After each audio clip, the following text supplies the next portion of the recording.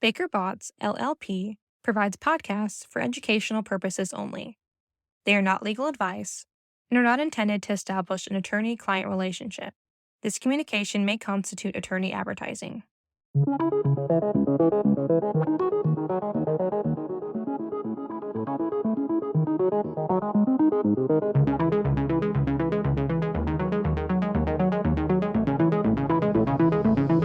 Welcome to AI Council Code. The AI Council Code is here to keep you up to date on all AI legal issues arising in the modern business frontier.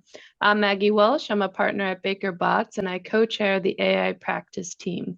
We are joined by Sarah Dotson, a partner in our Dallas office, to talk about how boards of directors should be thinking about AI. Welcome, Sarah. Glad you could be with us today. Hey, Maggie, I'm very happy to be here. My name's Sarah Dotson. I'm a partner in our Dallas office of Baker Botts. I focus on corporate, kind of a general corporate practice that spans M&A, capital markets, but also, frankly, a lot of governance issues and helping management teams and boards think about strategic transactions and all of the fun things that go along with that. So happy to be here. Great. And we're happy to have you here. So today we're going to be talking about how board of directors should be thinking about AI. And as a starting point for our listeners, what is a high-level strategy for boards to consider when they're thinking about AI? Yeah, so I think the key thing here when it comes to AI that I would want to stress is that it really needs to be an organization-wide strategic imperative and not just focusing on risks. I think a lot of board members very naturally gravitate towards, okay, what are the risks around AI and how can we make sure that we're managing those appropriately given all of the issues that have come out with it? Just as important as all of that is understanding what is the opportunity here and how can we make sure that the organizations that we're helping to govern are taking advantage of those. And so it's really two sides to it. And so taking that more holistic approach and view, I think, is really critical. And to that end, I think a lot of the questions and things that board members need to understand is what is the company's use of AI? How are its competitors using AI? And then are there strategic uses of AI within the organization or the broader industry that maybe aren't quite yet captured? So having that conversation with management and understanding what are the ways that AI can be useful, are being used, and the opportunities there is really important. You touched on this a little bit, but what is the best way to figure out the use cases and the opportunities for using AI? Is that really conversations with management, or does it involve something else as well? I think the starting point is absolutely the conversation with management. The company's management team should be thinking about these things. I mean, AI has really captured everyone's imagination lately, right? And so I think you would be hard pressed to find a company that isn't thinking about how could we use AI? What are the options that we have here? And so as a board member, it's really making sure that you're talking to management about where their heads are on these things. What have they identified as potential uses and where are they seeing the vision of how it could go or what could be done here? So I think that the conversation with management, kind of gut check where they are right now, is really important. But then the other side of that, I think, is really going to be, as a director, having enough self-education to be able to be conversant on those things and issue spot. Because I think that if you don't really understand what AI is, how it works, potential use cases on your own, on a basic level, right? Not being a technical expert, but just having a basic grasp of what the key points are when it comes to AI, it's going to be a lot harder to have meaningful conversations with management. So at that point, I think self-education becomes very important. Great. And on education, what are some ways that the board can become educated on AI? Do you have any recommendations for that or best practices for getting up to speed on everything AI? Absolutely. There's a lot of options. As a starting point, like I mentioned, management has probably been thinking about AI, right, and how they can use it. And so they're going to have folks on their team that have been looking at these issues. And so requesting that management provide presentations is one very easy way to leverage the work that the company's already put into thinking about AI.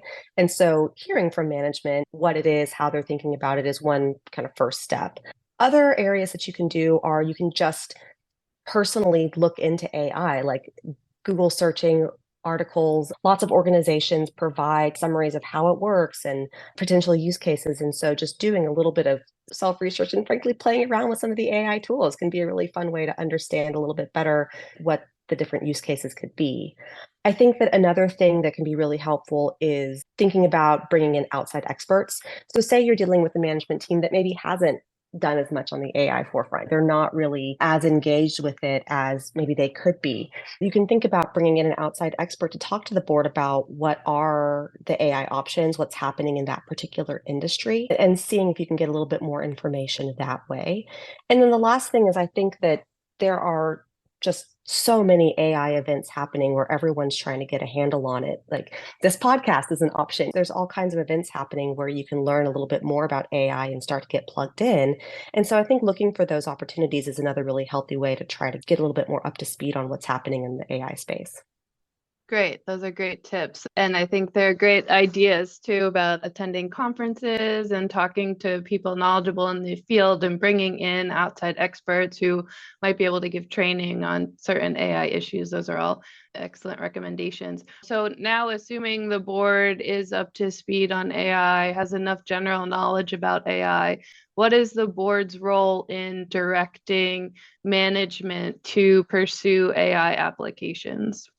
So I think that the important thing to remember is that the board's role is really that of a custodian. They're not going to be the boots on the ground who are actually implementing and effectuating it within the organization in that way. But what they are doing is they're in this key governance role where they need to make sure that management is doing this. And so I think that when you're thinking about kind of the relationship between the board and management, it's really that oversight role and understanding what management is doing to take advantage of these things or to appropriately manage the risks. And so I think that can look different for different organizations, right? So if you have an organization that is highly technical, very involved in this space, that's going to be a lot bigger of an oversight role and that might require a bit more effort versus an organization that maybe can think about some use cases for AI, but doesn't maybe necessarily live and breathe in this world. And I think that as a board member and as a board generally, structurally, there's a few different ways that you can think about what is the right way to approach that. So an important feature is going to be making sure that you have a good oversight process in place. And so that might be thinking about who or what is the right constituency to perform that role. So that might be, for example, taking an existing board committee and tasking that board committee with AI oversight. Or it may be the case that given the importance of AI within the organization and its strategic imperatives, that the board should consider forming a new committee that is individually tasked with AI. So thinking about who is the right group within the board to really focus on these issues, I think is going to be a very important consideration. Sarah, I think you make an excellent point about forming new board committees or having existing board committees focus on AI. So could you give some tips on how you would see these board committees run and operate? What should they be looking for and what should they be doing to implement some of these AI questions we've been talking about? Absolutely. So I think that exactly what these committees do and how they function is going to vary a lot depending on the organization and its needs. But what's important is that the board members and the committee members are having conversations about what really does make sense for them and for their company. And so part of that is what is the information that we need as a committee to be able to make educated decisions about AI? What metrics maybe does management need to present to us? And with what regularity do we need to receive this information? And so having that kind of, okay, we've got the structure in place. We've either tasked an existing committee with this oversight, or we have now formed a new committee to handle this oversight. Within that committee, then deciding how are we going to make effective decisions here? What do we need? And so that kind of circles back to one of the points that we talked about earlier, which is the conversation with management and understanding what are the organization's strategic goals with AI. If you're thinking about something like, are we going to try to optimize an existing function and use AI as like an ancillary or a co-pilot to this, that might look really different from a different use case, right? So I think that understanding how the company is planning to strategically use AI also helps with understanding what information that committee needs and how it can effectively make those decisions. And when you're talking about information, I mean, AI is changing so rapidly, and there's new AI programs out every day, new offerings out in the AI space every day. How often should boards be revisiting AI with management and going through their different use cases or the metrics that you talked about? That's a great question. And I think it's a tough one because part of this could be if your company, I guess let's think about AI in two different ways. One could be, are you creating your own proprietary AI tool within the organization, right? Is this something that you guys are developing in-house and having to commit capital and resources to the actual development of an AI tool? Or are you not really in the business of doing that, but looking for a third party that's providing an existing AI tool to help you serve some kind of need? If you're in the former camp, then I think that you are putting a lot of time and effort and energy into developing these tools. You want to make sure that you're appropriately resourced to do that, both from a capital perspective, from a talent perspective, and making sure that your workforce is educated and up to speed on the latest so that as you develop your product and what you're working on, you're really able to do the best you possibly can with it. That can look very different if you've identified a need or an area where AI can really help your business be more effective, but you're not the one who's actually creating it, you're looking to a third party, then at that point your resources look more like, okay, we need to be, diligencing the different potential providers. We need to be understanding which one probably makes the most sense for our organization. And then at that point, it's more, okay, you're entering into an agreement and you're leveraging that tool. Are they going to develop it? What is that third party going to be doing in order to continue to advance and improve on the platform? So that can look really different depending on how you're planning to use AI within the organization. But again, these are the kind of conversations that you need to be having and be thinking about and be strategic about as you approach them. One of the things that I think would be an important conversation to have too is just how much this would impact your workforce and different employees that you might need to bring in to develop AI like you're talking about, or to implement the AI procedures. How should boards consider workforce allocation? I think that that's very important because I think if you have a critical function to your organization that you think maybe is going to be either augmented or possibly replaced by AI, then you need to think about, is there a way that we can look at the individuals who are currently supporting that function? And is it additional outside training to get them up to speed on how to use the AI tool and to understand how to be effective in that regard? Is it looking at a portion of your workforce and saying, okay, if we think that AI might be replacing this particular function, is there a way that we can then pivot these employees to have other skills? Can we train them in other areas? And is there a way that they can continue to provide value? It's a huge part of the conversation. I also think that there are areas where whether or not someone's current role is going to be impacted by AI, there's something to be said for making sure that people across the board are appropriately educated and understand how AI can impact their existing role. So people worry some about job replacement, and I think that that could be an issue in the future.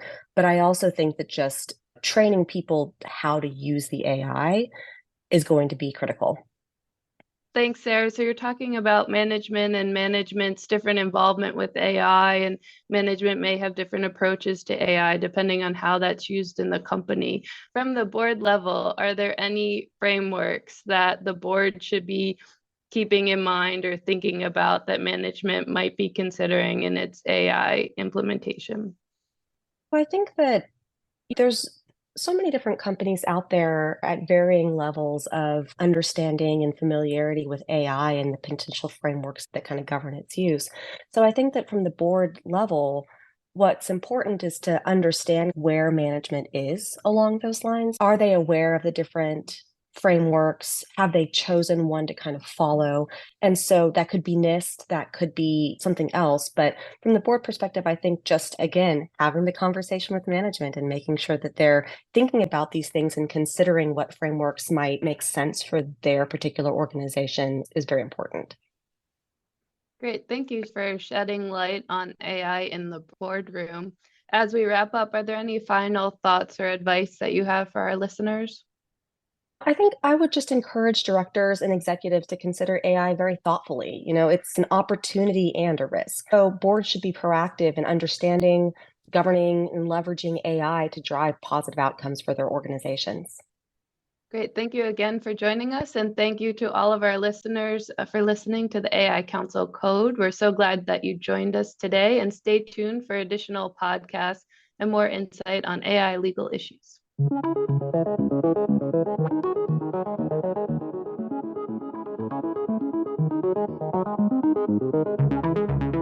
Thank you for listening to this BakerBots podcast. BakerBots has the experience, knowledge, and people to address our clients' most significant legal issues. For more information on BakerBots practices, please visit us at bakerbots.com. This presentation is provided by BakerBots LLP for educational and informational purposes only.